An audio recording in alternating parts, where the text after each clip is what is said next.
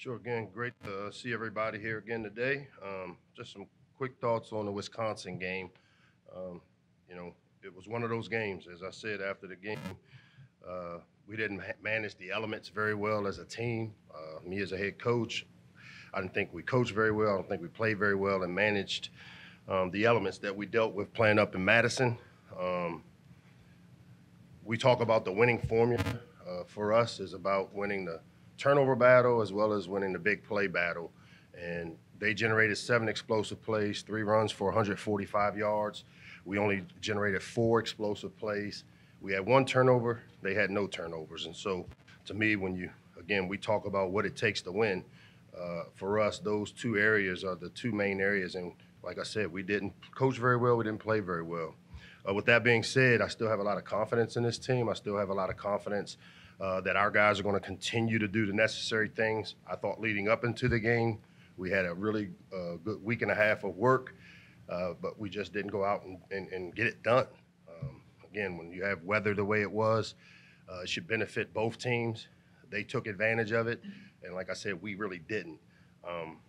Penn State, obviously, very good team, ranked opponent. Their natural geographical location to us makes this game kind of one of those games. It's not a rivalry game. I told our team there's no such thing. It's not a rivalry game. Obviously, we have to compete a little better to get it to that point. But right now, they're a regional team that's really close that comes into our area to recruit. There are a lot of natural relationships because of the location of both universities.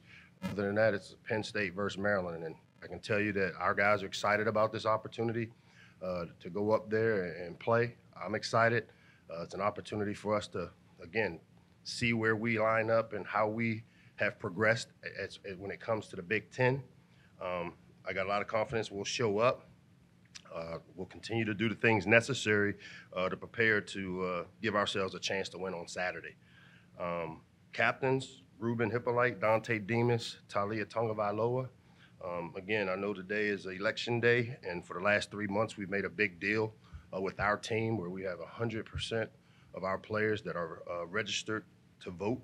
We had some out-of-towners that we provided one-pagers for that to also allow them to take advantage of the opportunity to vote, and I was really proud of our team for exercising those rights, or at least putting themselves in position to exercise the right to vote. With that, I'll open it up to questions. Hey, Coach. What's what's the status on Rakim Jarrett due with his lower leg injury he suffered earlier in the second half? Encouraging. He'll be a game time decision, but there was no structural issues now.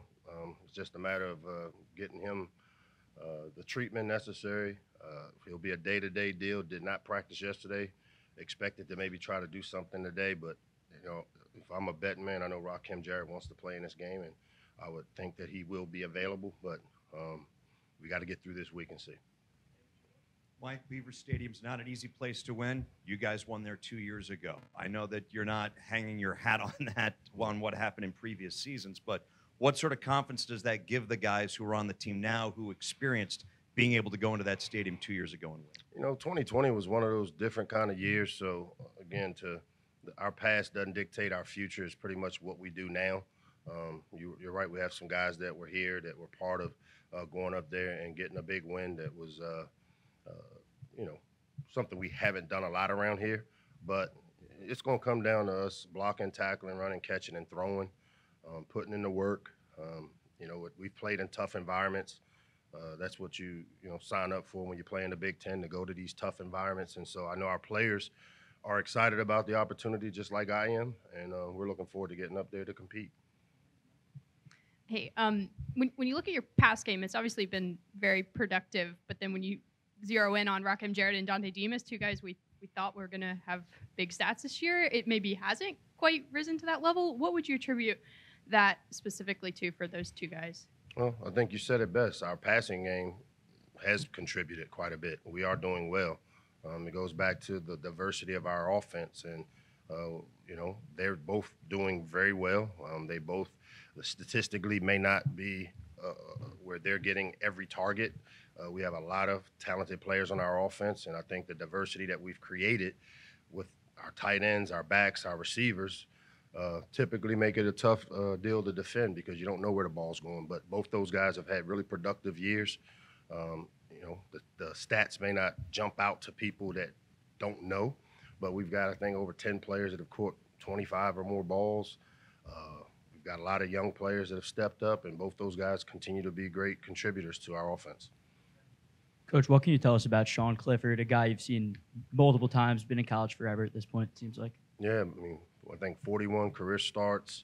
Seems like he's been there forever. Talented quarterback. He's the guy that kind of makes them go.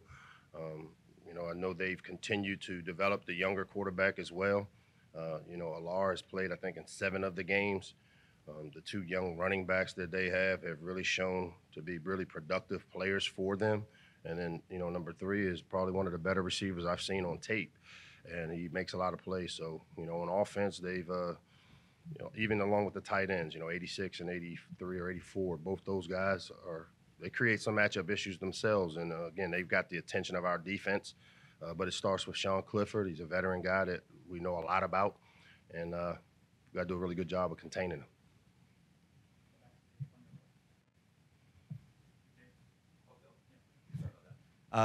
Expanding on the Nittany Lion offense, the running back rotation, Singleton and Allen. I've not had a chance to see him on tape. Or are their styles different?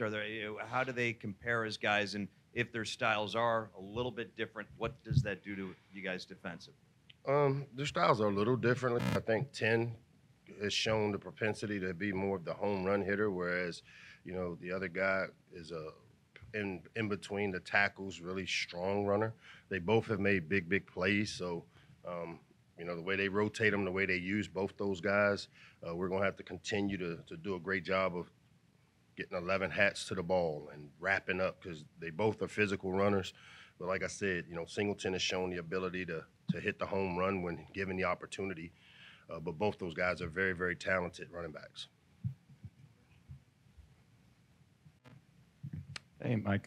Penn State, of course, linebacker, you've a long time known for that. They've got a guy that was here in Chop Robinson as well. But for you guys to kind of get back to establishing the running game, what's the key to that? Is it that offensive line getting to the second level to create those holes, or how do you counteract Penn State on defense, specifically at the linebacker position? Yeah, I mean, I think for us up front, it always starts with managing and handling movement.